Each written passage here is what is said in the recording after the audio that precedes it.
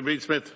Well, I think, Minister, that my experience so far of the plans and the strategy of this government, and I would say this is borne out by many people in this chamber, but also by reputed organisations like Trócaire, is that there isn't a real concerted plan that's holistic and that has joined up thinking in terms of taking on what is a huge challenge for us to reduce our carbon emissions. And in order to meet 2020 targets, policies and plans have to be developed with an understanding and an ambition that has to increase consistently and persistently over the next decades. And given our experience this morning, that we found it so difficult to even get a commitment in legislation that an environmentalist would be put on the board of the SEAI,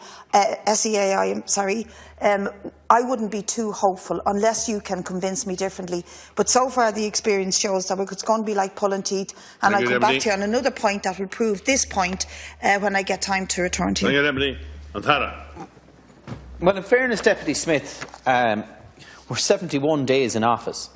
It's great that you have such experience over the 71 days to make a call like this in relation to it. As you know, earlier on today, I gave a commitment that we would actually appoint an environmentalist. And we can talk about the theory all we like, but the reality is practice. And what we need, and I agree with you, is that we should have someone of environmental expertise on the SEAI. I think there is huge merit in relation to that. And I'm willing to do that. And I'm willing to work with you to actually do that. And I gave that commitment to the committee earlier on today, as I did to all of the colleagues earlier on today in relation to dealing with each of the amendments that were put down and trying to come up with practical solutions within the confines and the time limits that I have, because the reality is all of us here are anxious to have that legislation enacted and operable before the summer recess. As you know, there has been a delay here compared to the situation in Northern Ireland, and they have already passed that legislation. Thank you very much, Minister. Brid Smith. Minister, I do accept that you made a commitment, but you were very opposed to putting it into legislation, and we're here to legislate and to change legislation. And as I pointed out to you, a commitment from an individual is not the same as having legislative change that insists that there must be an environmentalist who is fighting climate change on the committee, and that's what we will continue to fight for. But I also want to point out that Trócaire, in their document Burning Issue, which is, you've probably read as well, worth reading, is calling on the new government to review the investments that they make and bring them into line with international climate change obligations. So the NTMA Act, during the upcoming review of Irish Strategic Investment Fund, allows for the fund to divest in fossil fuel production, and one of the worst of those is an investment by this state in a pipeline by TransCanada, involving a pipeline from Canada to the US to the Gulf of Mexico and to the Alberta tar sands. It is one of the dirtiest forms of extracting fossil fuels from the planet, and we have a direct investment in that. So there has to be joined up thinking by the government about how we actually set out seriously to achieve these targets.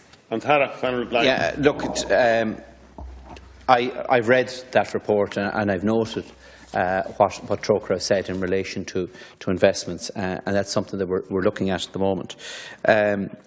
But it's not just about making legislative change.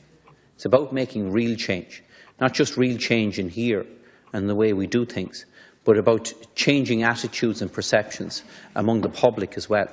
And part of the difficulty, particularly part of the difficulty of the last government, is that it failed to recognise that, yes, you can change the law, which it did in many areas, some of which that you would have opposed from outside of this House. What it failed to do was actually make real change on the ground and try and bring people with them by actually working with them in relation to the type of legislation that's brought in that actually has a practical and real impact. And that's what's important here.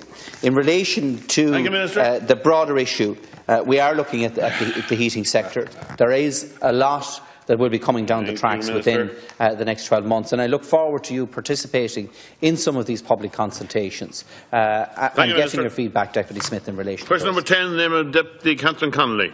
Deputy Connolly.